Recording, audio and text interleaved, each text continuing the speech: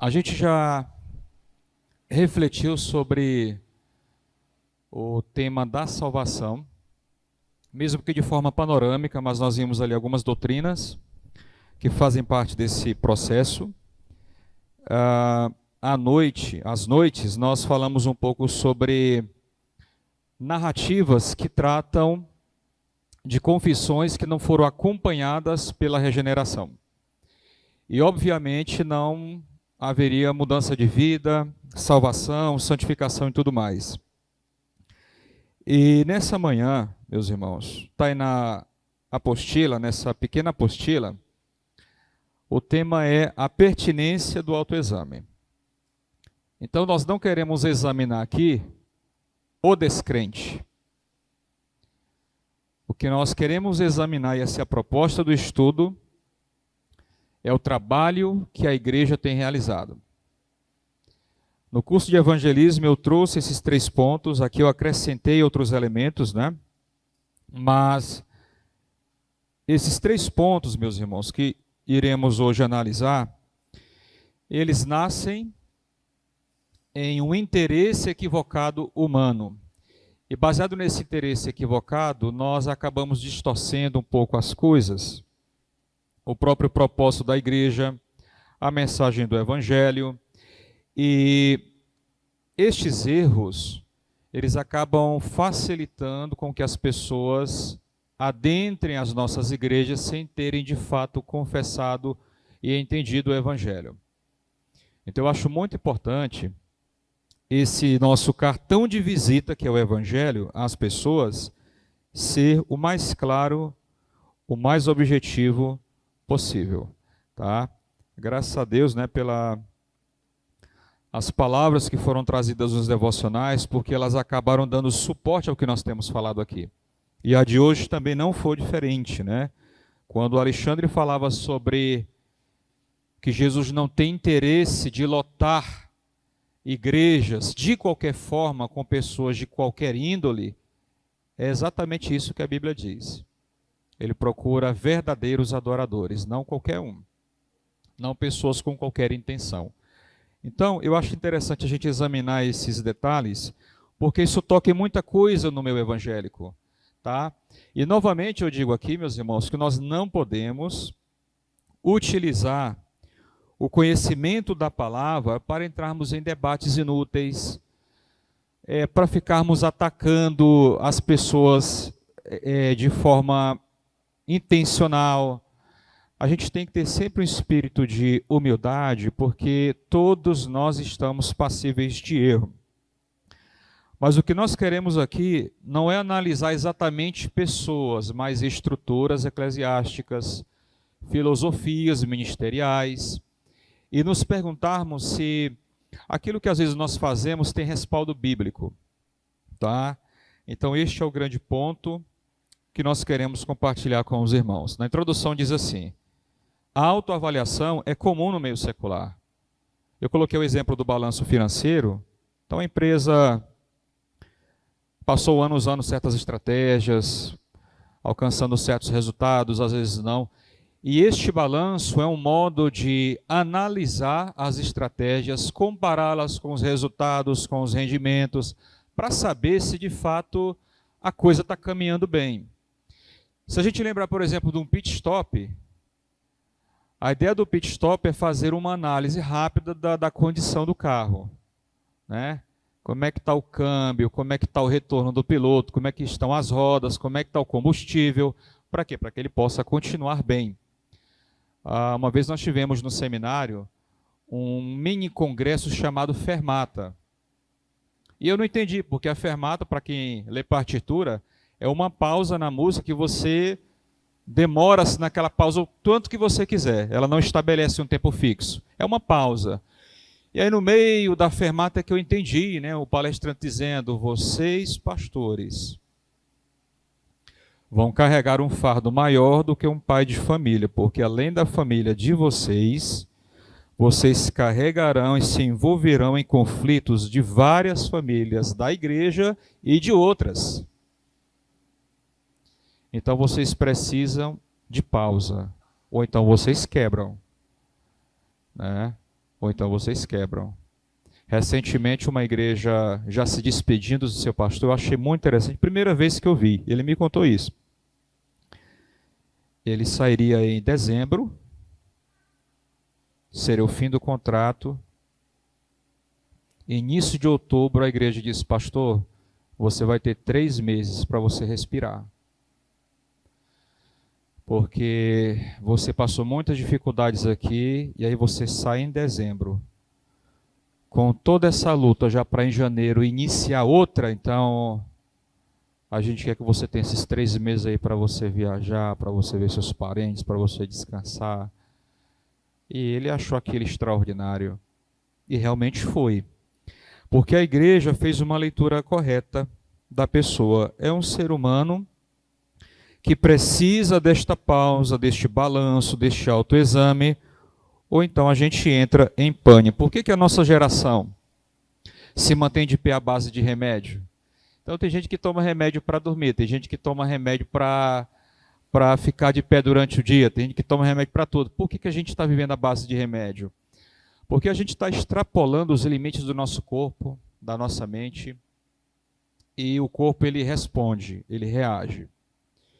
Então Deus estabeleceu esses limites em tudo. E a forma de identificar esses limites e cuidar para que nós não ultrapassemos é por meio do autoexame. Na Bíblia, nós temos em 1 Coríntios 11, verso 28, Paulo falando do autoexame. É uma questão de foro íntimo. Né?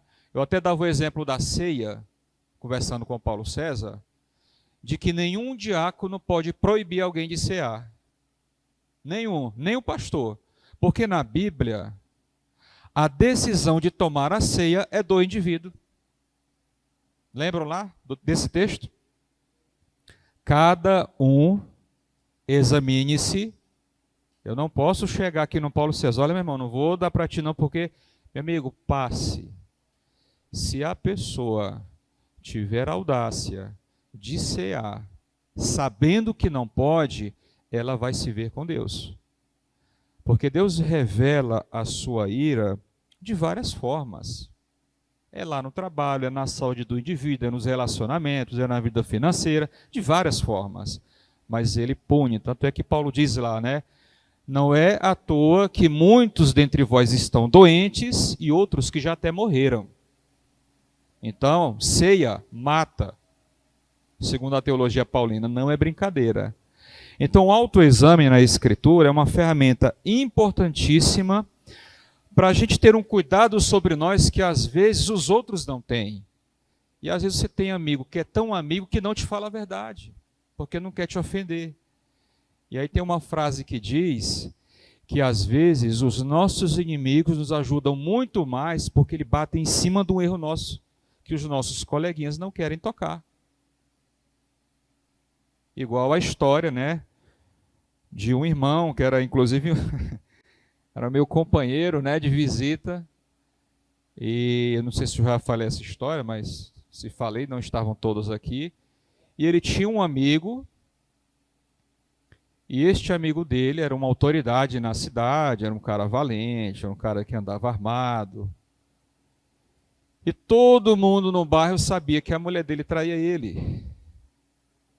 Mas o amigo dele de confiança era este irmão, né, que eu pastoreava. E ele perguntava: meu irmão, você acha que a minha mulher está... Ele falava: não, de modo algum. E ele sabia que estava. Mas ele tinha um receio de falar a verdade para não ferir. Meus irmãos, a verdade, volto a repetir, é a única coisa que vai libertar-nos. Às vezes, nós não temos pessoas corajosas suficientes ao nosso redor para nos ajudar. Para falar, eu digo: olha, eu acho que, biblicamente falando, isso aqui você está fazendo errado. Você está caminhando para longe de Deus. Né? E realmente é difícil, meus irmãos. Você vê alguém que está animado no projeto, ele cegou para aquilo ali, e você ter que chegar e dar um banho de água fria e falar a verdade. É difícil, mas é a única forma daquela pessoa ser libertada. Como às vezes ninguém chega, nós precisamos fazer esse autoexame. Nós não podemos usar as pessoas como regra absoluta de análise da nossa vida, a regra absoluta das Escrituras. Então, esse autoexame, meus irmãos, ele é necessário não é só na semana da ceia, é sempre. Sempre. Então, a gente levanta ou a gente vai dormir, a gente tem que estar refletindo sobre o tipo de legado que nós vamos deixar, o tipo de vida que a gente está levando. Neste caso aqui, eu quero pensar como a igreja, nós como igreja, estamos tratando os descrentes. Então nós precisamos, nesta manhã, fazer um autoexame sobre o nosso modo de ser igreja em relação aos de fora.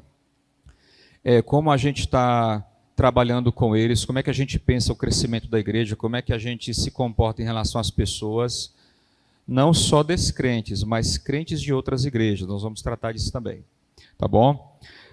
Eu quero mencionar, em primeiro lugar, meus irmãos, o antropocentrismo. Já expliquei o que é essa palavra. Resumindo, é quando nós colocamos o homem no centro de todas as coisas. Então, vários problemas vão surgir daqui. Quem começou essa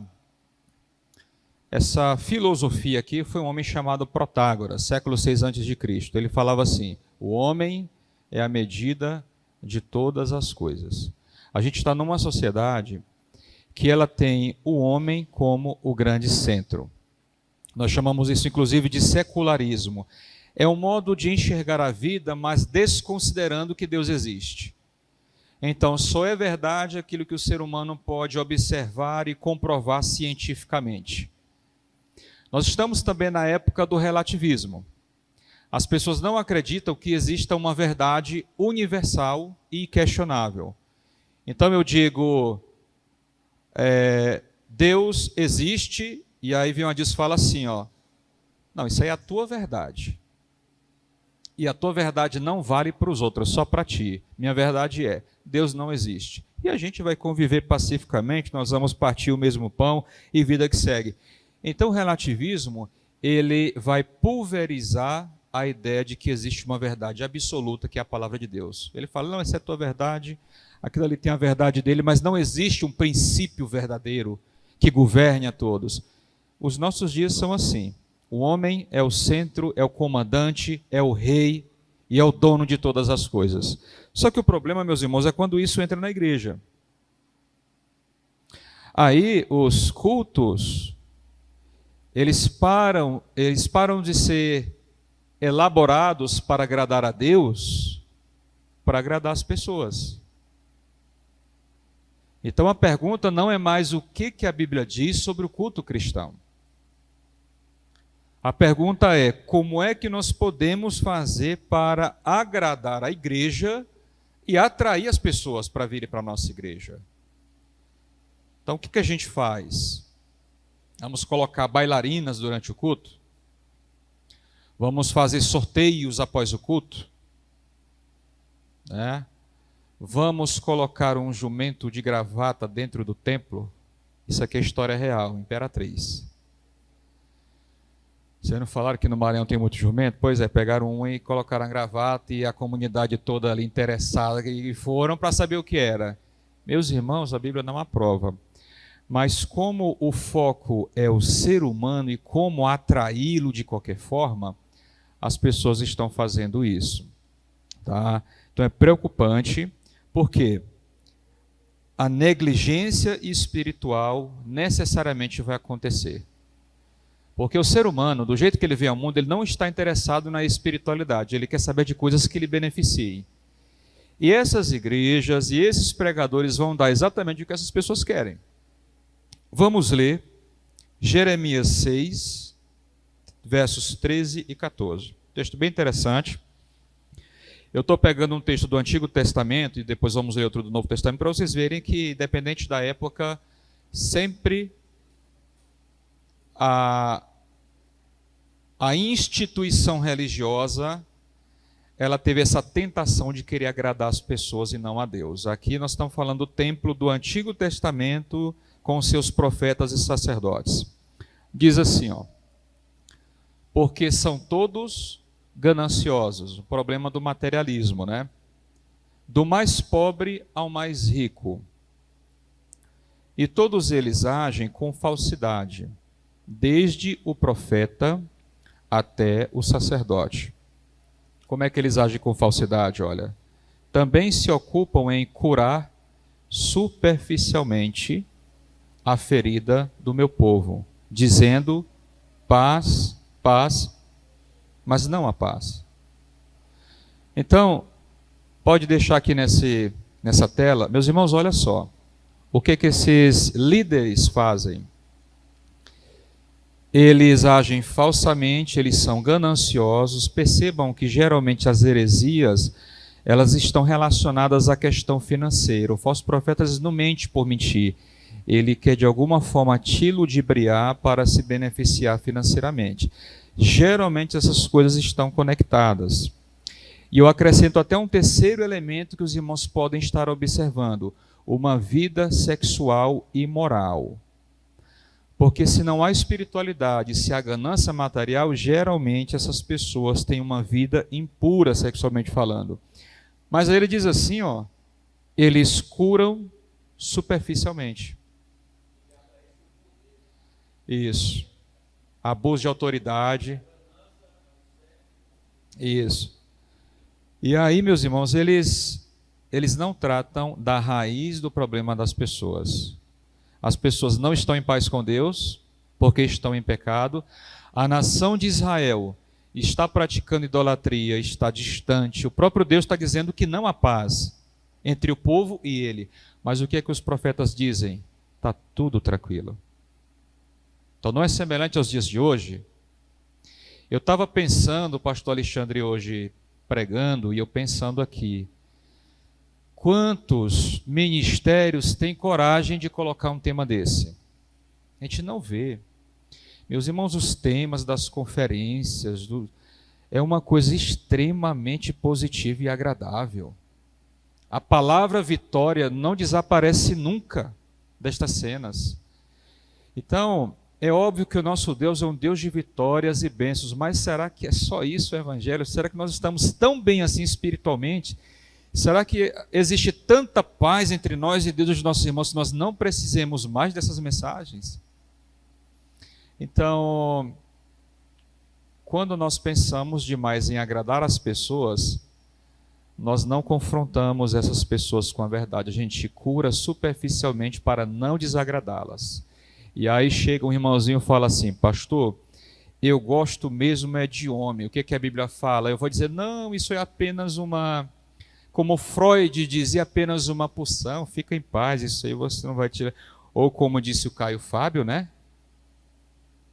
Toda forma de amor verdadeira é válida. A pessoa não vai deixar de entrar no céu porque é homossexual. Caio Fábio disse isso, meus irmãos. Apesar de tudo aquilo que aquele homem já foi no passado. Hoje ele está falando isso. Este é o medo de desagradar, de confrontar, de agir como um verdadeiro profeta e dizer, vocês não estão em paz com Deus. Então eles mudam o discurso e dizem, está tudo bem. E Deus falando, não há paz. Mas os profetas e sacerdotes estão mentindo porque curam superficialmente as feridas do meu povo. O outro detalhe, meus irmãos, é a ênfase nas benesses. Eu sempre digo que Deus está sendo tratado como o gênio da lâmpada. Você pega a lâmpada, esfrega a lâmpada, e aí você pede o que você quer e o gênio tem que atender. Deus está sendo instrumentalizado para atender aquilo que as pessoas querem. Então vejam só, como é que a teologia prosperidade foca nas benesses? Falando de riqueza, tá? Falando de riqueza. E a gente tem que ter aquele cuidado para não jogar fora a água, né, da bacia juntamente com o bebê. Então pode jogar tudo fora, porque Deus abençoa o seu povo também materialmente. Não é uma regra universal. Esse aqui, ele vai abençoar. Aquele ali pode não abençoar. Aí um Salomão da vida vai ser rico. Jesus vai ser pobre. Então, não é uma regra geral que Deus vai enriquecer a todos. Isso depende do desígnio dele. Mas a teologia da prosperidade coloca isso como um princípio espiritual. Se você é um cristão, você obrigatoriamente terá o do bom e do melhor da parte de Deus. Irmãos, um dos maiores ícones da teologia da prosperidade no solo norte-americano, ele dando um testemunho, o dia que a ficha caiu para ele. Porque ele acreditou a vida inteira e os pregadores falavam, porque começou lá nos Estados Unidos, né? A gente sempre fala assim, a teologia nasce na Alemanha, morre nos Estados Unidos e apodrece no Brasil. Então, quando a coisa está insuportável, eles trazem de lá para cá. Todas essas modas. É o dente de ouro, é o terno, é o caicai, é a unção do leão, tudo vem dos Estados Unidos. E aí, só um minutinho, irmão, aí a gente vê que este modo de pensar o evangelho, ele desconsidera as escrituras para falar das ambições humanas. Aí esse cara entrou no estacionamento enorme da igreja. E como era um setor rural, ele viu um monte de picape velha. O carro dele era velho, ninguém estava enriquecendo, só que o carro do pastor, eu esqueci, Rolls Royce. Aí quando ele viu aquela cena, ele disse, está errado.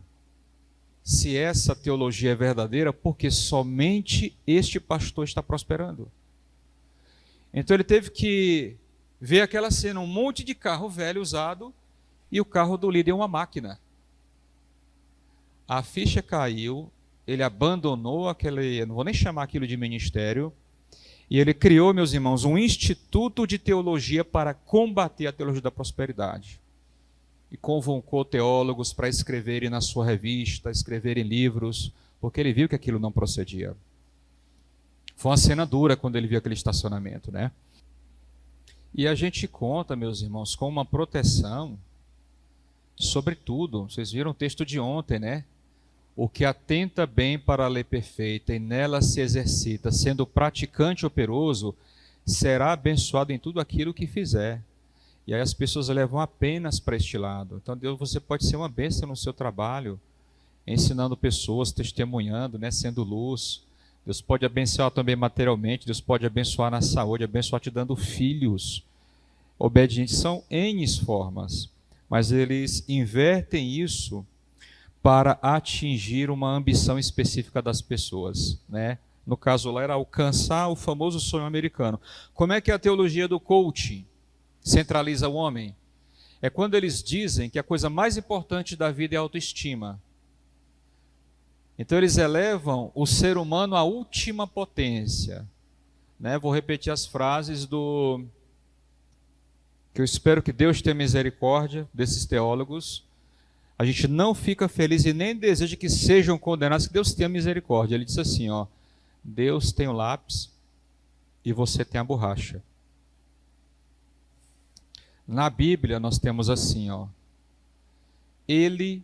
Deus, Ele opera com o exército dos céus e os moradores da terra.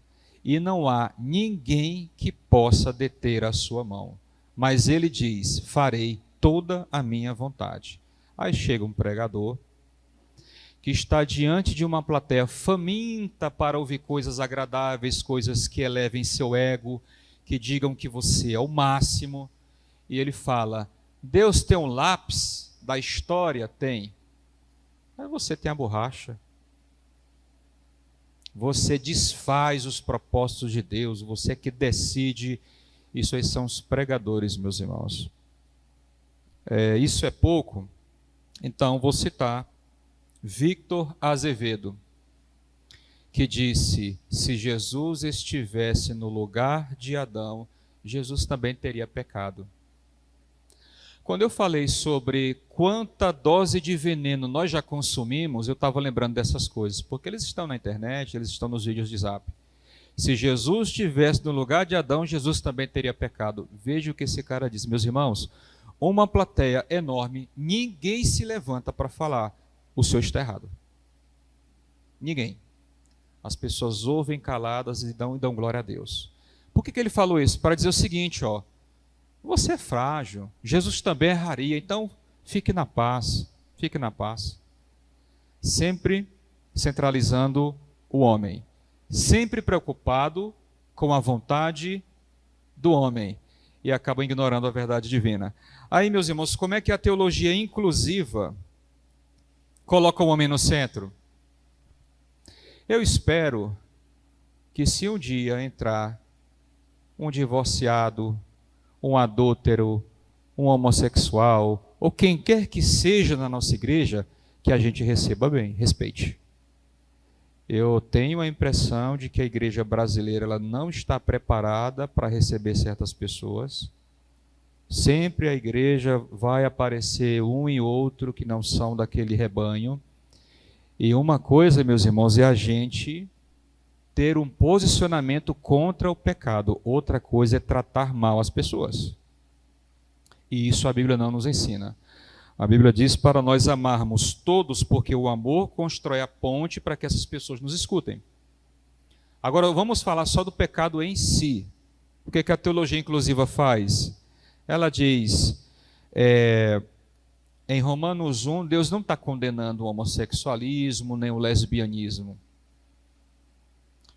O que Deus está condenando ali é que se você, homem, ama outro homem, mas assim, de má vontade, um amor não, isso é pecado. Mas não é pecado você ter um relacionamento no mesmo sexo. Aí eles vão distorcendo. Eu tenho inclusive um estudo um pouco grande sobre a teologia inclusiva. Eles vão distorcendo a Bíblia inteira. Dizem que Davi e Jonatas eram homossexuais, que João e Jesus tinham um caso porque João reclina-se sobre Jesus. E eles vão. Tá? Então, por que a teologia inclusiva faz isso? Porque ela quer agradar as pessoas que vivem nestes pecados. Eles não querem confrontar, eles não querem ser desagradáveis. Então eles dizem, Deus aceita. Você não ama? Parceiro? Amo. Está tudo ok. Você, assim como eu, entraremos na glória. Então, meus irmãos, a vontade de Deus ela é abandonada para que a vontade humana seja satisfeita. O Evangelho, como eu tinha dito antes, ele é apresentado como uma panaceia. Então, uma panaceia é um tipo de... O Epaminondas até mencionou, Epaminondas, como é que é o nome daquele remédio lá que tu disse que andava com ele? Não, não é esse aí não. Cura tudo. O Evangelho hoje, o cura tudo é um exemplo de panaceia. Serve para quê? Para tudo. Uma vez um colega meu me ofereceu um vidrinho de remédio natural, não sei se era esse aí, e estava lá no rótulo, isso aqui, ó, cura úlcera, câncer, depressão, tal, de rapaz, tu vai mentir para lá, rapaz, com esse remédio. Não vou comprar.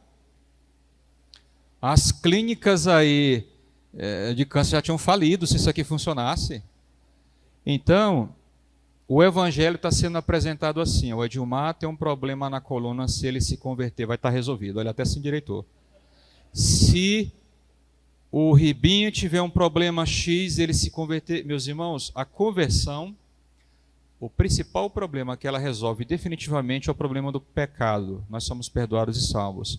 As outras coisas, Deus vai ajustando condutas morais, maturidade... Mas o crente não vai se ver livre de todos os problemas da vida. Não vai. A gente vai ter um problema aqui com o filho, um problema de saúde, um desajuste no casamento, uma dificuldade financeira. Vai ser assim. Então, o Evangelho não é uma panaceia para esta vida, é uma mensagem de salvação para as nossas almas. E aqui nós temos um texto, que é 2 Timóteo 4, são os dias que nós estamos vivendo, que trata sobre a omissão do pecado, meus irmãos. Tá? 2 Timóteo 4, vamos ler essa referência porque também é bem instrutiva.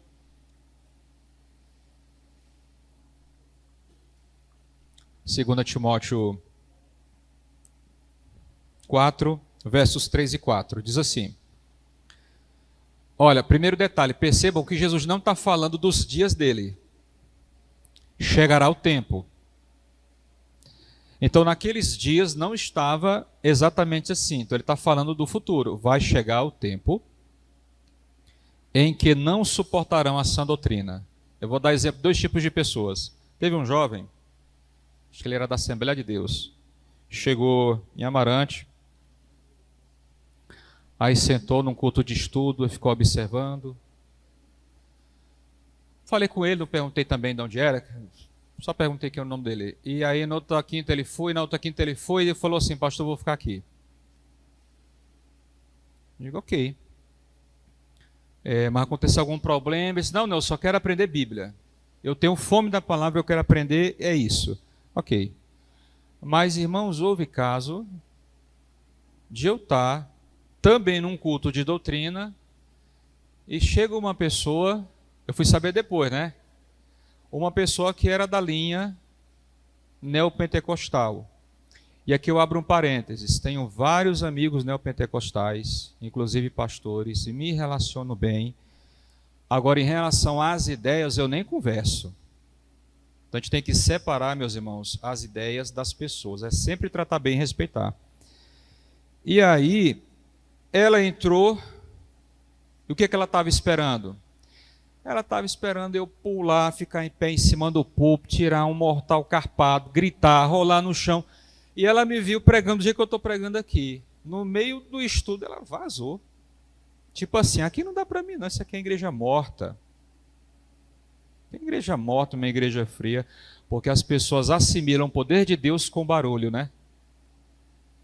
E a Bíblia dizendo, o culto seja em decência e ordem. A Bíblia diz, eu não quero nem dois falando ao mesmo tempo, é um, para não ter bagunça e não ter desordem. 1 Coríntios 14. Deus gosta de decência e ordem. Aí depois os irmãos chegaram e disseram, olha pastor, aquela irmã, é uma irmã querida, a gente conhece ela, mas assim, ela anda procurando igrejas com coisas novas, porque a dosagem dela tem que ser aumentada a cada mês. Então ela está numa aqui, aí o nível de espetáculo já não dá, ela vai procurando outra. Aí quando ela lhe viu ali, ó, o louvor tranquilo. Aí o estudo tranquilo, isso aqui não dá para mim não. Foi embora. Então vejam, casos e casos. Tá? Mas o que me chama a atenção é o tratamento que essas pessoas dão à doutrina. O texto está falando, elas não suportarão. Não suportarão. Você marca um trabalho, eu vou citar os jovens. Vamos fazer uma programação na chácara do Edson. Aí vem 40. Aí depois a gente fala assim, ó, vamos ter um culto de estudo bíblico lá no templo. Aí vai 6. Então esse tempo chegou, nós não teremos prazer, gosto pela doutrina. E ele fala que as pessoas não conseguirão suportar. Coloca aí o verso, está ali. Aí o texto continua. Aí o texto diz lá assim, meus irmãos, eles podem conferir na Bíblia. Essas pessoas, elas vão se cercar de mestres segundo a sua própria cobiça. Tá? Cercar-se-ão de mestres segundo a sua própria cobiça, como que sentindo coceira nos ouvidos. Então vejam como isso é complicado. Tem uma frase que diz assim, olha, não procure a igreja mais perto da sua casa. Procure a igreja mais perto da sua Bíblia. Eu acho que é o Hernando Dias Lopes que cita essa frase. Então, veja como é sutil. Não é o que me agrada que eu tenho que ouvir. Eu tenho que ouvir aquilo que está escrito.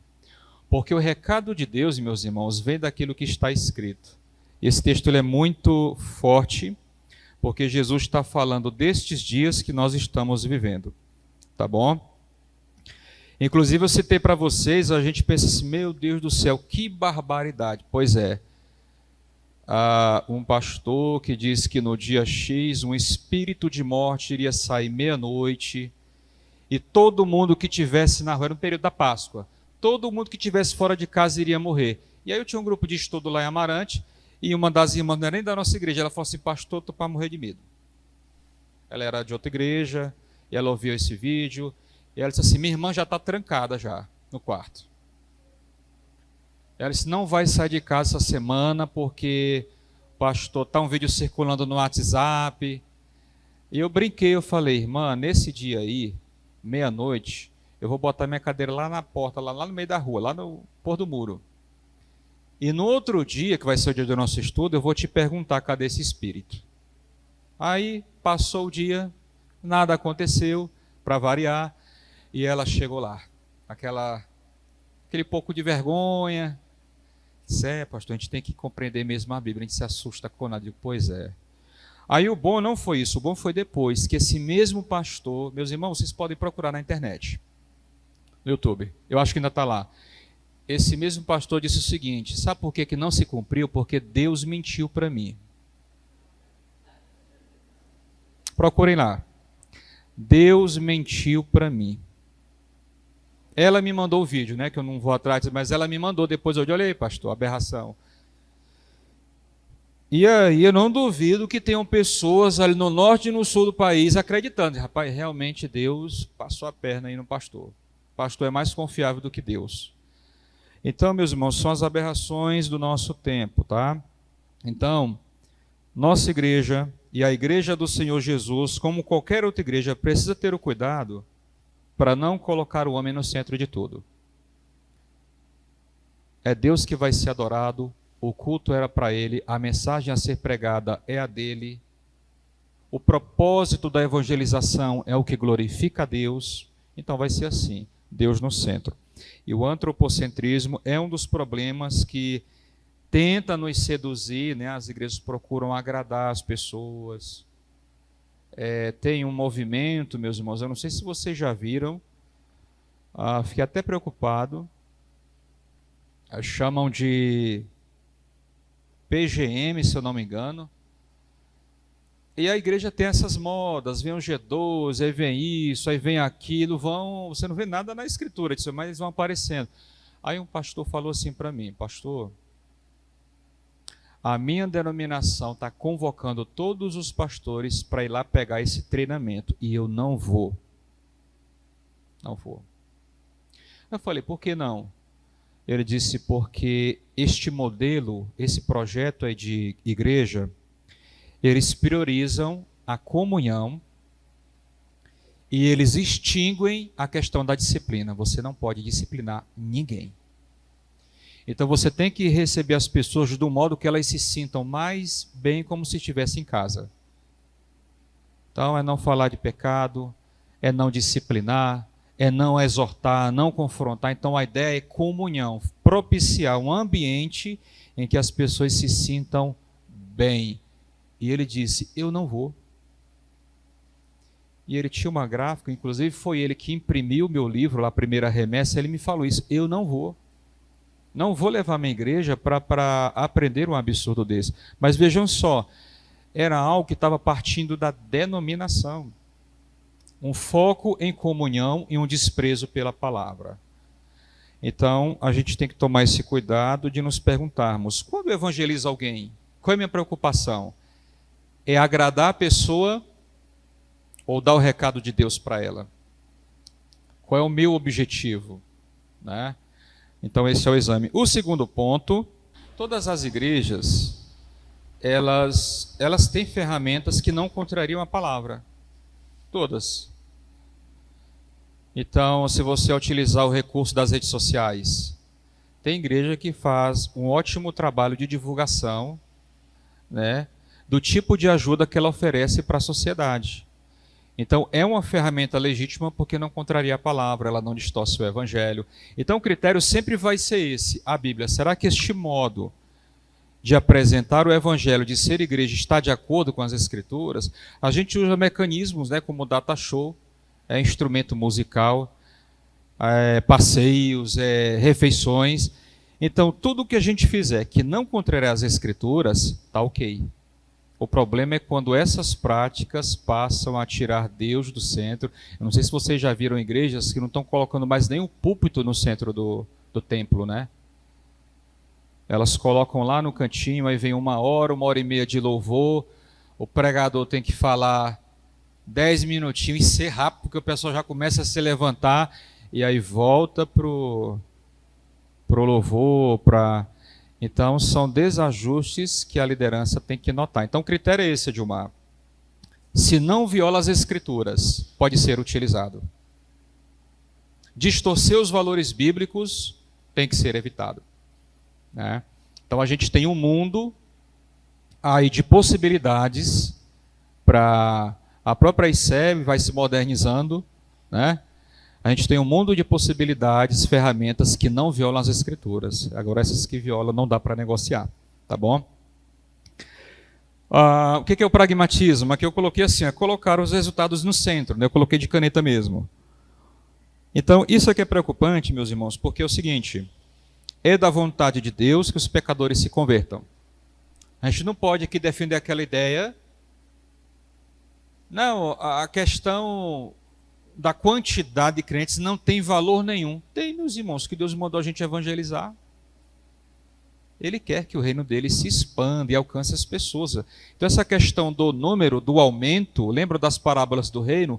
Todas as parábolas elas falam do aumento do reino, da expansão. Isso deve estar dentro das nossas preocupações. Agora, o problema aqui é outro. O problema é quando nós colocamos os resultados acima de tudo. Não importa as estratégias, nós devemos alcançar estes resultados. Isso aqui é uma filosofia de mercado. Eu acho que vocês já observaram, né? Toda cidade, onde tem uma ótica, tem 10. É um quarteirão. Onde tem uma loja de roupa, tem 50. Não é isso? Onde tem uma loja de informática, é estratégico. Então está aqui o empresário, poxa, onde é que eu vou colocar a minha loja, a minha farmácia? Então ele vai colocar próximo de outras, que essas outras já têm uma clientela enorme, essa turma vai passar lá na frente, eu vou colocar a minha aqui. Vocês já perceberam que as igrejas estão fazendo isso? Tem um princípio que eu trabalho no meu livro, lá de Romanos 15 e 2 Coríntios 10. Paulo fala assim, eu não posso lançar um fundamento sobre o fundamento alheio. Se eu sei que tem uma igreja nesta rua aqui, eu devo ter bom senso e iniciar uma igreja em outra localidade, não aqui. Inclusive tem uma lei no Brasil, se eu não me engano, 500 metros de distância. A menos disso você não pode construir uma igreja, já tendo uma ali. Se eu não me engano, essa é a distância, mas tem lá uma regra lá. Então, a gente nem precisaria dessa lei. A Escritura, Paulo já diz isso, ele fala assim, para que eu não venha a me beneficiar do trabalho dos outros. Pelo contrário, para que eu leve o evangelho àqueles que não ouviram. Se aqui já tem uma Assembleia de Deus que está fazendo um trabalho nesta rua aqui, o que eu quero jogando uma igreja da ICEB lá? Afinal de contas, eu estou trabalhando para o reino de Deus ou é para a minha denominação? A minha bandeira é o evangelho ou é a ICEB? Então, biblicamente falando, nós precisamos abrir um trabalho onde a igreja não é acessível ou é distante para as pessoas. Eu vou dar um exemplo. Amarante, vocês sabem, toda a cidade já está assim de igreja, a tal ponto que uma cresce esvaziando a outra, né? Só que ao redor da cidade tem muito setor de chácaras. E aí os irmãos disseram, pastor, vamos fazer um trabalho evangelístico, porque perto da minha chácara tem várias outras e lá não tem nenhuma igreja. Eu digo, olha só a visão daquele irmão. A cidade está cheia de igrejas. Tem uma rua lá em Amarante que tem 11 igrejas. 11, é 2 por quarteirão, 3 por... Aí nós fizemos, irmãos, esse trabalho lá, e ele contou, eu nem contei, tinha mais de 50 pessoas, descrentes, nesse trabalho de evangelização. Iam só chegando, a gente não sabia nem de onde. Chegava um carrinho, chegava outro, a gente começou o trabalho, estava até meio escuro, porque a iluminação não estava legal. A área era grande, mais de 50 pessoas ele contou lá. Que não tem uma igreja perto, que eles têm que sair do setor deles para ir lá para a cidade para ouvir. E esse irmão falou, pastor, lá não tem. E a gente ficou fazendo aquele trabalho. Então Paulo pensa desta forma, tá? Então não podemos, irmãos, crescer de qualquer modo. Nós devemos crescer do modo correto. E aí nós temos aqui uma definição, né? O pragmatismo é um pensamento que se baseia na verdade do valor prático. Então não importa se está certo, o importante é fazer, né? O importante é fazer. E aí quem criou essa filosofia, né? Charles Sanders, século XIX, e um dos maiores problemas do pragmatismo é o imediatismo. Aí você pega um evangelista, coitado do evangelista, né? Aí joga ele numa congregaçãozinha lá no fim do mundo. Aí a turma vai lá cobrar. E aí, meu amigo, cresceu quantos por cento aí? Como se fosse o evangelista que convertesse as pessoas. Aí o coitado se mata, ele prega, ele evangeliza, ele ora, mas ele está diante de um coração que só Deus pode quebrantar. E a negada chega, e aí, cresceu 20%, como a gente combinou? Não, pô, vamos te tirar daqui. Como se o cara fizesse a igreja crescer. Então, meus irmãos, sempre nos lembremos de Isaías, ou pode pegar até Jeremias. Compara Jeremias com Paulo. Ambos pregadores fiéis, ambos servos de Deus, zelosos pela obra, só que Jeremias, passou a vida inteira sendo ignorado, sendo xingado, ele foi preso, foi humilhado. E o outro, antes de entrar na cidade, você pode ler lá o ministério de Paulo em Corinto, antes de Paulo entrar, ele fala assim, ó, Deus fala assim, Paulo, não tenha medo de entrar nessa cidade, porque eu tenho muitos ali que me pertencem. Aí fica mais tranquilo, né? Mas Jeremias sofreu, Jeremias foi preso, ele foi ignorado, e todo o recado que ele deu, meus irmãos, ninguém se converteu. O povo de Israel caiu na mão do exército inimigo e foi exilado. Ninguém ouviu. Por quê? Porque não era nem Jeremias e nem Paulo que converteria as pessoas. A salvação depende do propósito de Deus. Então, o pragmatismo não quer saber disso. Ele quer saber de, bora, vamos fazer isso aqui crescer. Qual é o problema? Eu quero chamar aqui a atenção para um detalhe que eu não falei na igreja ainda. Eu coloquei assim, ó, o dilema trinitário. Irmãos, às vezes nós como igreja focamos só uma pessoa da Trindade. Tá? Vocês lembram de algum tipo de trabalho que foca só na pessoa do Pai? As outras pessoas não existem. Não... Lembram de algum? É só Deus Pai. Jesus e o Espírito é meio que nada. Lembram? Jesus nem Deus é. Testemunho de Jeová. Você não vai ver eles falando, novamente repito, sem desrespeitá-lo, sem desprezá-lo, sem deixar de falar com eles. Estou falando de ideias. Eles não consideram a divindade de Jesus nem a divindade do Espírito. Só focam em Deus. Agora vamos pegar as igrejas que só focam em Jesus. Elas são mais doutrinárias, teológicas, porque a obra de Jesus é extensa, né? Então tem muito pano para manga, para você estudar, para você pregar. Então essas igrejas, elas desconsideram a Deus Pai e ao Espírito Santo. Então se um irmão começar a bater palma aqui animado, os outros já olham e dizem, que coisa esquisita. Como se o fervor não fosse bíblico. Aí se o outro falar aleluia, os irmãos já olham e dizem, rapaz, o que é isso? Como se o Espírito não nos alegrasse no momento de culto. Então são igrejas que às vezes elas não valorizam o fervor. Eu fico feliz, é lógico que cada um tem um tipo de dom. Eu fico feliz por aqueles irmãos que são fervorosos. Eu não estou falando de emocionalismo, já vamos tratar disso. É uma coisa que descamba para o irracional, para o emocionalismo. Eu estou falando de verdadeiro fervor, que a gente não pode confundir com barulho, com zoada, com espicho. O fervor, meus irmãos, é um sentimento profundo de alegria, de exaltação a Deus, de gratidão. Você expressa isso com palmas, você expressa isso com cantos, com testemunhos, com brados de louvores a Deus. Isso aí é fervor. Então, as igrejas que só focam em Jesus, elas tendem a rechaçar os fervorosos. Você não pode dar glória a Deus, você está... Então, meus irmãos, o fervor é bíblico. E não pense que uma pessoa calada não é fervorosa. Deus sabe o quanto o coração dele está feliz e exultante na presença do Senhor, tá?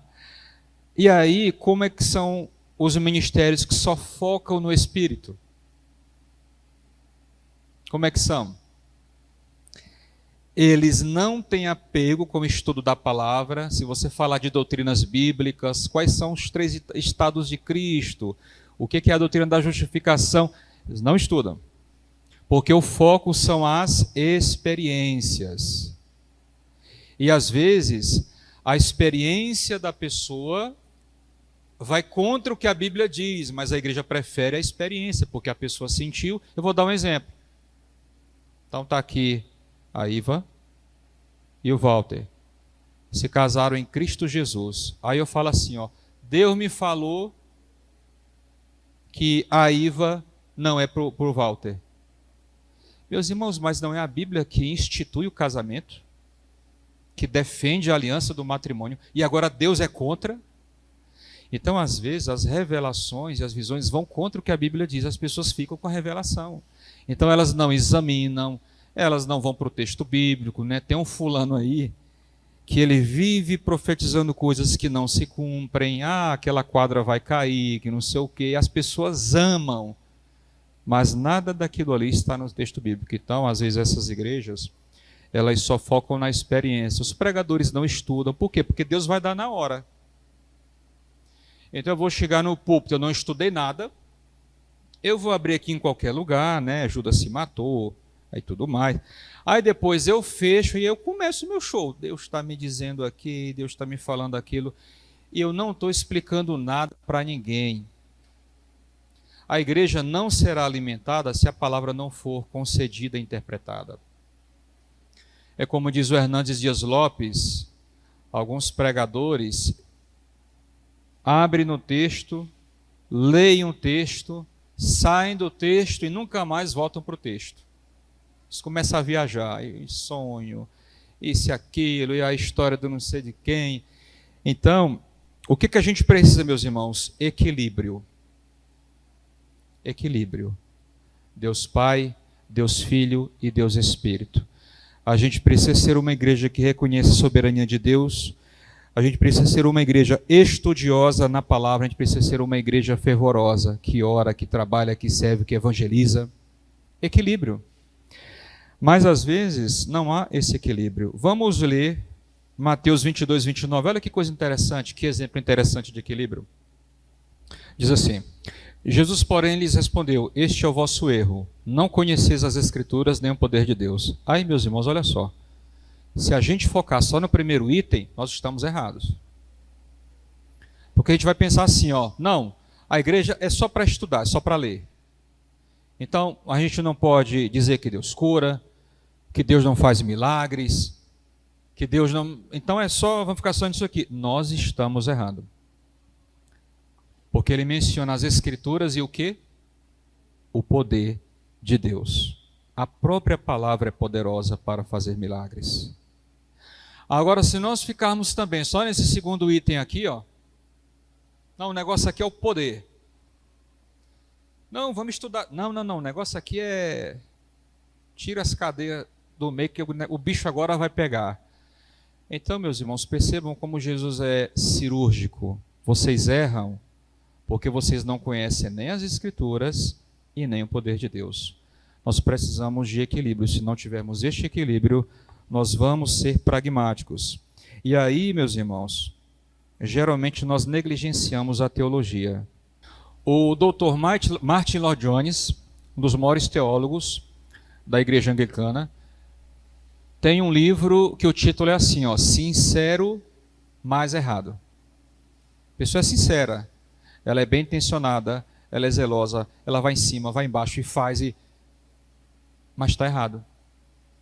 E Paulo, ele está aí reprovando e lamentando a situação dos judeus.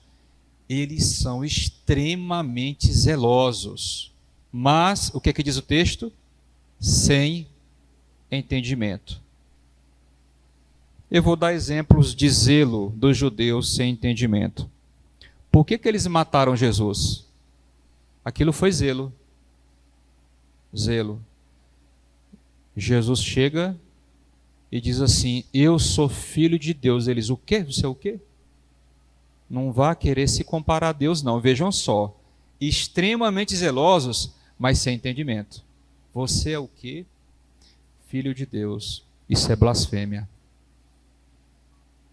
Você vai agora para a presença de Pilatos. Pilatos joga para Herodes. Herodes devolve.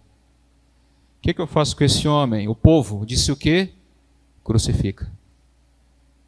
Meus irmãos, isso tudo aí foi zelo. Então, na cabeça deles, eles estavam defendendo a honra de Deus. Senhor, nós vamos matar esse impostor aqui, ó. Esse carpinteirozinho que está dizendo que veio do alto, que ele e tu são o mesmo, nós vamos matá-lo porque ele está te desonrando, Senhor. E mataram. Querem outro exemplo? Saulo. Estavam apedrejando Estevão, filho de Deus, e Paulo lá, ó, dando o aval. Paulo prendia, Paulo mandava matar, Paulo fazia as pessoas blasfemarem contra Jesus. O texto de Atos 9 diz que ele respirava ameaças contra a igreja do Senhor. E o que ele diz depois que ele se converte? Ele fala assim, ó, meus irmãos, eu fui perseguidor e insolente contra a igreja do Deus vivo. E tudo aquilo, ele fala assim, ó, eu o fiz na ignorância. Paulo jurava que ele estava prestando culto a Deus fazendo aquilo com os cristãos. Zelo sem entendimento. Querem outro exemplo? Coloquei aí, ó, Charles Finney. Já falei dele.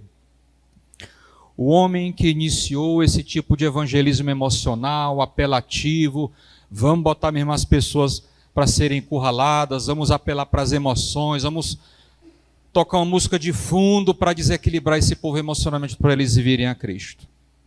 Charles Finney, nós não podemos dizer que aquele homem não era um servo de Deus, ele era.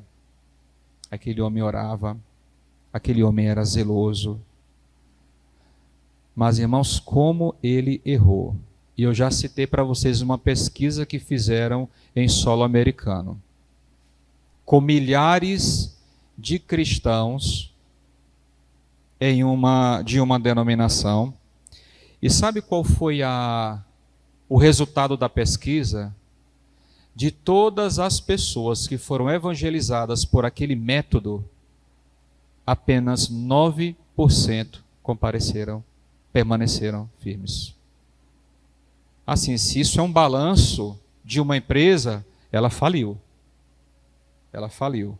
9% de acerto.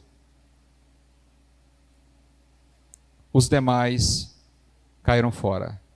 Então isso diz muito sobre o pragmatismo, sabe? A pressa por resultados, estratégias de qualquer modo.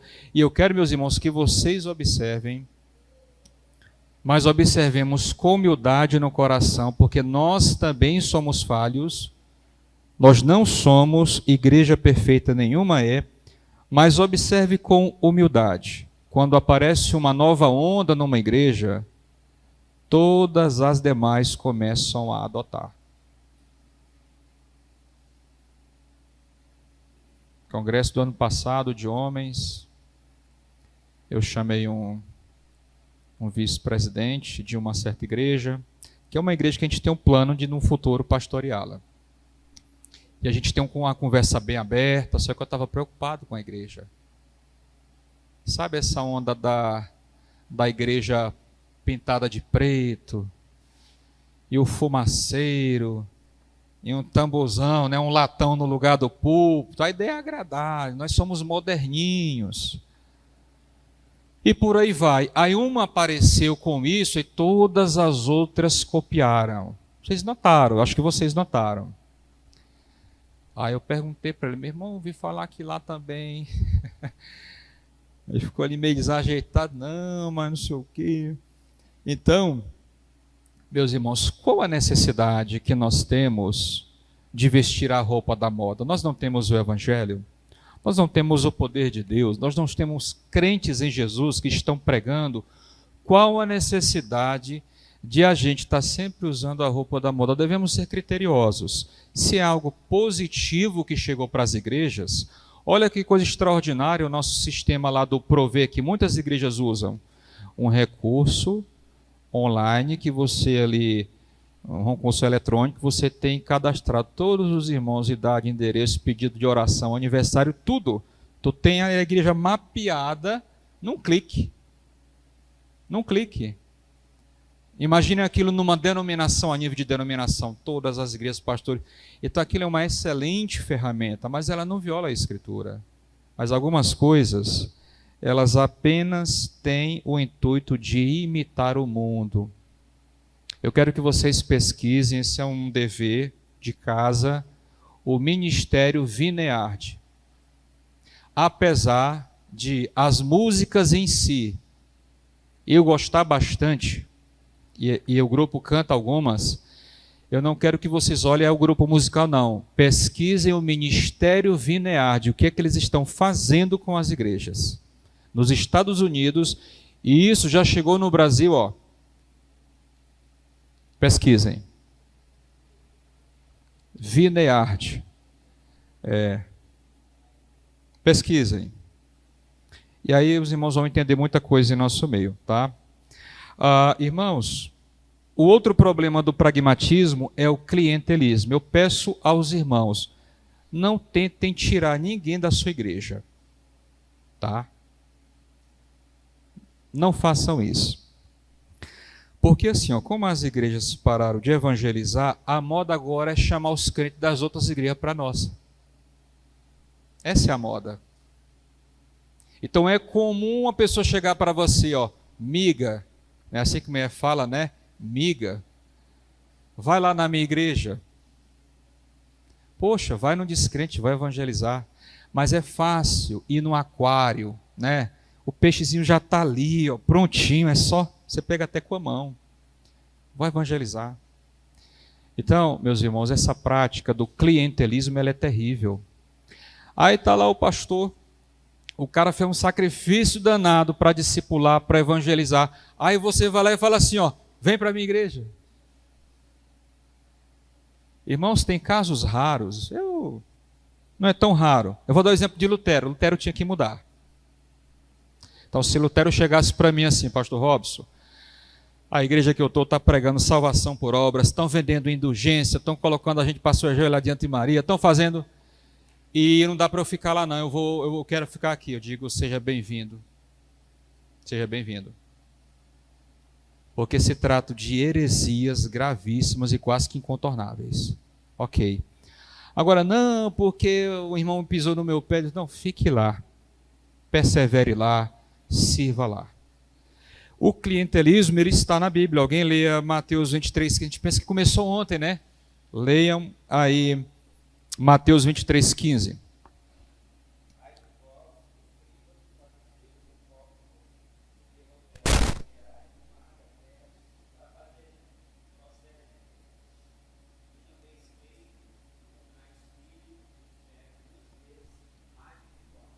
Forte, né? E depois de o ter desfeito, olha só, não é convertido não, é prosélito.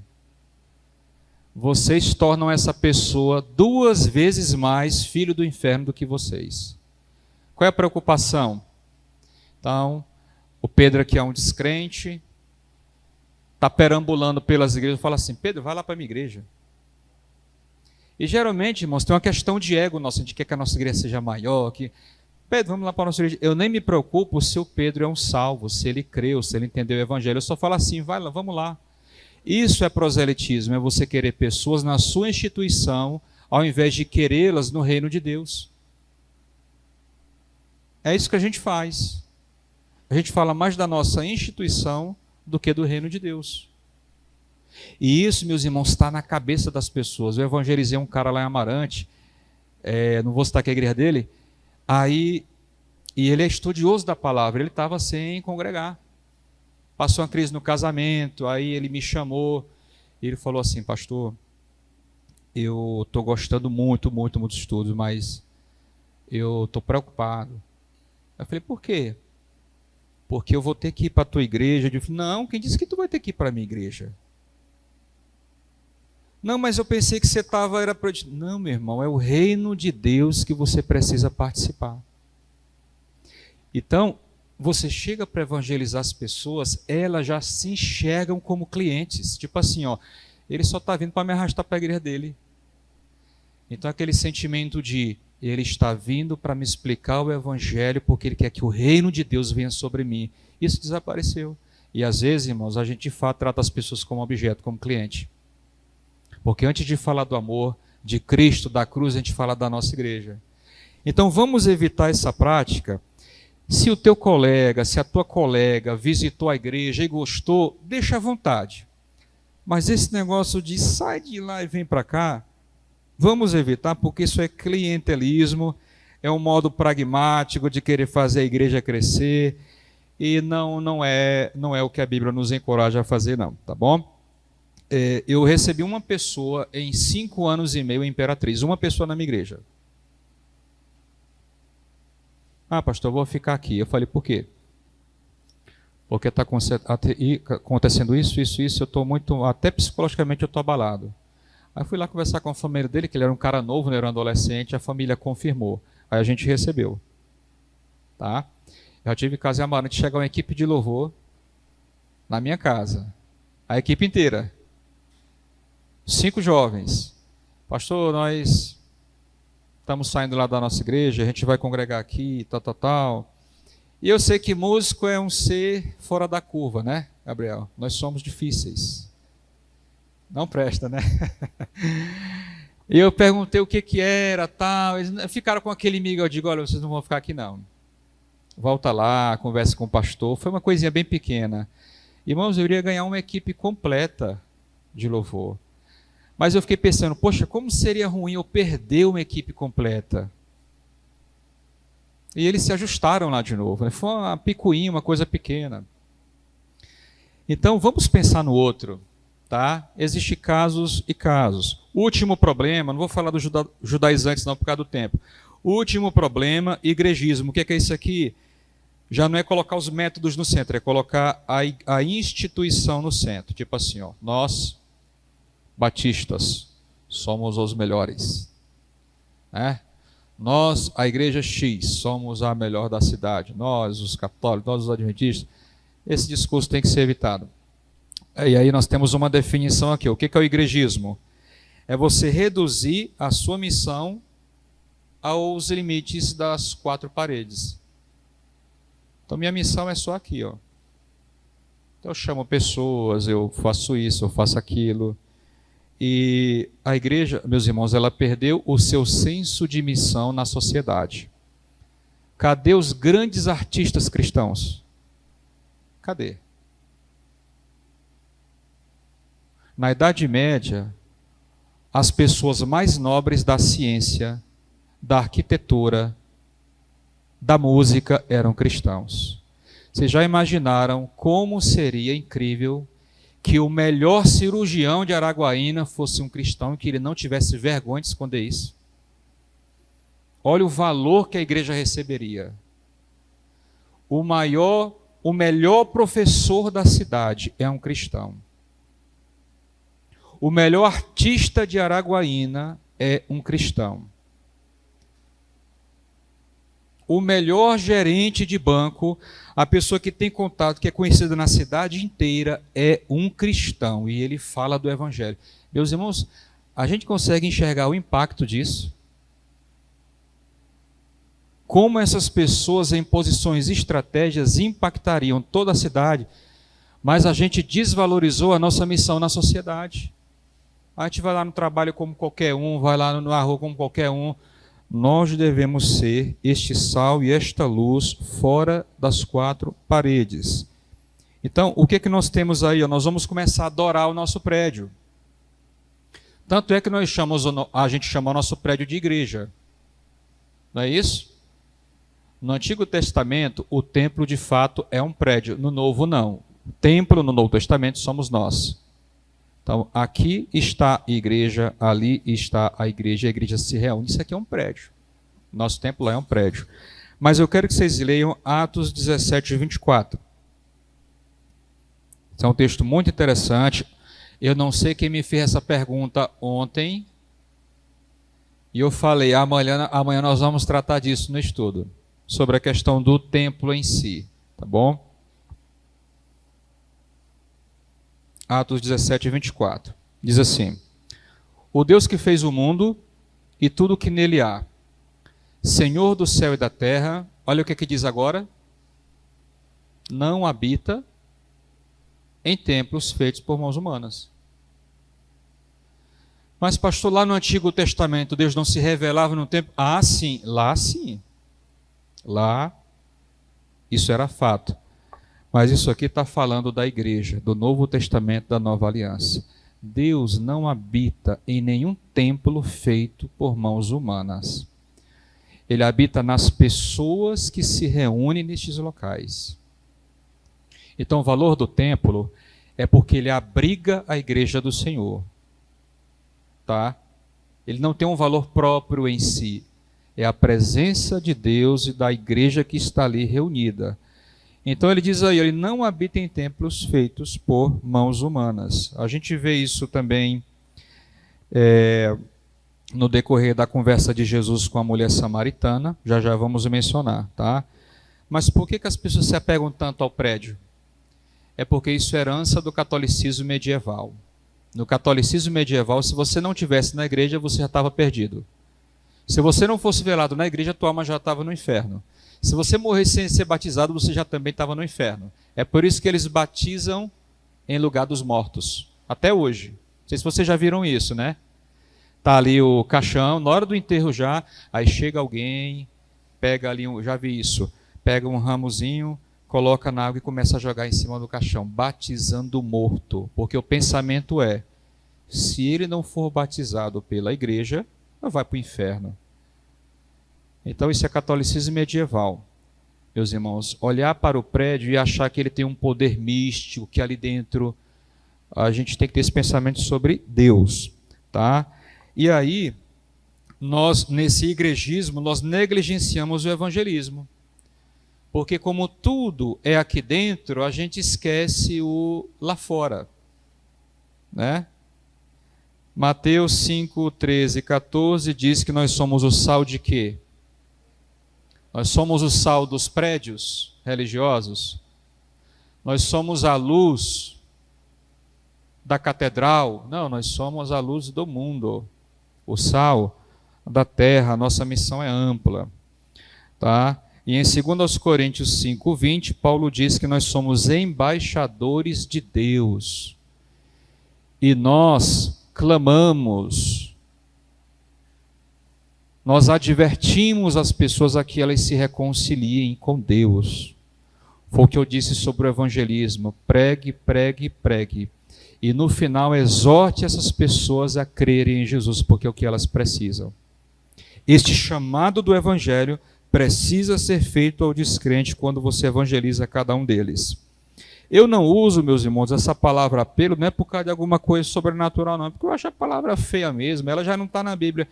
Mas apelar para mim, sabe, é tipo você utilizar um recurso não legal. É tipo no futebol, o que é apelar? É você colocar o Rosial no time e o Epaminondas no outro.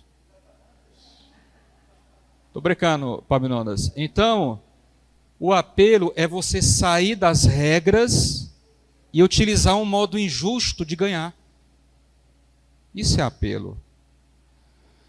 Então, a Bíblia diz que a gente deve convocar o descrente diante do chamado do Evangelho. Cristo Jesus está diante de você. E você precisa fazer um compromisso com Ele e reconhecer o seu senhorio. Converta-se a Cristo. A gente precisa dar este recado aos descrentes. E o último ponto, meus irmãos, é que esse negócio de ficar focado no templo, tudo no templo, é um retorno à antiga aliança. Eu coloquei aí, ó, a religião em Israel era geograficamente fixa.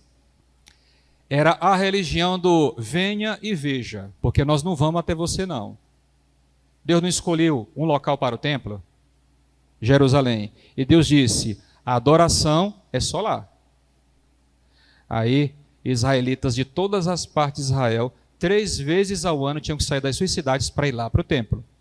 Você não poderia oferecer um cordeiro ou fazer qualquer culto sacrificial se não fosse em Jerusalém. Era lá. Então, o Antigo Testamento ele tem uma religião centralizada, um local fixo. O Novo não. E eu quero encerrar. Você pode colocar no seu estudo aí, ó, João 4. João 4, verso 20 e 21. Tá bom? Então percebam, o Antigo Testamento tem um local fixo, é só ali. Então você quer conhecer Deus, você vai ter que ir lá para aquele setor, para aquele templo e aprender. Aí o que acontece no Novo Testamento? Olha só, a mulher samaritana, a cabeça dela ainda é da antiga aliança. Nossos pais adoraram neste monte, ela está falando do Monte Gerizim. E vós dizeis que Jerusalém é o lugar. Olha o debate. Onde é que é o local certo? É na presbiteriana ou é na cristã? Na cristã, né? Onde é o lugar certo, onde se deve adorar? Agora o próximo versículo. Então Jesus lhes disse, mulher, crê em mim. A hora vem em que nem neste monte e nem em Jerusalém adorareis o Pai. Jesus está falando que a questão não é o local. Agora coloca o 24. A questão não é o local. Nós poderíamos estar cultuando a Deus debaixo de qualquer árvore aqui, ó. Eu já fiz devocionais dentro de uma piscina. Num retiro aí que eu fui chamado, eu gostei tanto da água. Às 7 da manhã tinha que fazer um devocional, eu fiquei numa boia ali, peguei minha Bíblia. Aí depois já tinha um bocado de gente fazendo devocional dentro da água, né? A questão não é o local em si. Ele fala assim, ó, Deus é espírito, não está restrito a prédios, e é necessário que os que o adoram, o adorem no espírito e em verdade. Tá, meus irmãos? Então, é apropriado que tenhamos um local específico, equipado, modernizado, agradável, mas não podemos delimitar nossa missão a isso aqui. Porque a gente vai parar de sair, a gente vai parar de evangelizar, a gente vai parar de visitar as pessoas e ficar dizendo assim, ó, vai lá na minha igreja. Então nós precisamos ir, tá bom? E não apenas aguardar a visita das pessoas. Na conclusão eu coloquei assim, evangelize colocando Deus no centro de tudo o que for feito e falado. Não o homem, mas a pessoa de Deus. É um evangelismo teocêntrico. Segundo, em vez de sermos pragmáticos, sejamos teológicos em nossa pregação. Então a gente não precisa ficar adoecido querendo números. Nossa, a gente tem que crescer, a gente tem que dobrar. Vamos nos preocupar com a nossa saúde espiritual. Tá bom? Um corpo doente, ele não vai crescer. Então vamos cuidar primeiro da nossa saúde, alimentarmos-nos da palavra. Meus irmãos, naturalmente a igreja crescerá. Estando nós alimentados na palavra, nós vamos evangelizar, vamos testemunhar. Nós atrairemos os olhares das pessoas, como lá em Atos 2, elas verão mudança de vida em nós. E a igreja cresce pelo poder de Deus. A primeira coisa que devemos apresentar ao descrente é o evangelho, e não a nossa instituição. É o evangelho. Tá? Então, quando você topar com alguém, você está lá no avião. Está vindo para Araguaína. Você topa com um morador de Araguaína que é descrente. Deu abertura para você. Aí você vai começar o evangelismo assim, ó. Porque lá na ICEB... Então não é assim. É como Filipe fez com o eunuco. A partir daquele texto da Escritura, que era Isaías, ele anunciou a Cristo. Ele nem falou de templo em Jerusalém, não falou de cenáculo, não falou de nada. Aí o eunuco fala assim, o que me impede de ser batizado? Aí ele explica. Então ele vai direcionando. Então, em primeiro lugar, o evangelho, né? Como é difícil pregar vendo churrasco. Mas faz parte. Meus irmãos, nós vamos orar nesse instante. Santo Deus, nós aqui estamos, ó Pai, para pensarmos primeiramente sobre nós mesmos. Eu espero, ó Pai, em nome de Jesus, que qualquer tipo de acerto, ó Deus, que a igreja do Senhor na terra consiga fazer, que nós aprendamos. Eu te peço também, ó Pai, que qualquer erro que os cristãos venham a cometer, que nós também venhamos a tirar lições para não cometê-los. Acima de tudo, ó Pai, nos dê humildade, porque nós somos tão falhos, tão carentes, ó Pai. E precisamos do Teu auxílio para olharmos para cada um desses textos e vermos, ó Deus, que uma obra extraordinária do Senhor sobre nós foi realizada. O Senhor fez de cada um de nós propriedade exclusiva de si mesmo. Pertencemos a Ti. Nós não pertencemos a nós mesmos, não pertencemos ao mundo. Somos eleitos do Senhor, chamados pelo Teu amor, regenerados pelo Teu Espírito, convertidos pela Tua graça. Fomos perdoados, ó Deus, na justificação. Fomos adotados e colocados na Tua família. Hoje o Senhor opera a santificação e o nosso crescimento, para que cheguemos naquele glorioso dia em que nossos corpos serão glorificados à semelhança do corpo de Jesus. Somos do Senhor. Sobre nós está o Teu selo, a Tua graça, e ninguém poderá nos arrebatar das Tuas mãos. Ó Pai, que o texto de Romanos 8 ecoe em nossos corações a cada dia. Se Deus é por nós, quem será contra nós? Quem acusará os eleitos de Deus? Foi o Senhor que nos justificou. Quem os condenará? Foi Cristo Jesus que morreu por nós. Nós somos mais que vencedores em Cristo Jesus. Portanto, nem a vida, nem a morte, nem o presente, nem o porvir, nem fome, nudez, perigo ou espada, nem altura, nem profundidade, nem qualquer outra criatura poderá nos separar do amor de que está em Cristo Jesus. Que saiamos, ó Deus, com esta convicção deste retiro, mas que esta convicção nos leve a sermos praticantes operosos da Tua palavra, determinados a evangelizar, a adorarmos, ó Deus, com fervor, a vivermos em comunhão com os nossos irmãos, a respeitarmos, ó Deus, os nossos demais irmãos em Cristo, das mais variadas denominações, porque somos um corpo. Abençoe-nos em tudo, nós assim oramos, no nome de Jesus. Amém.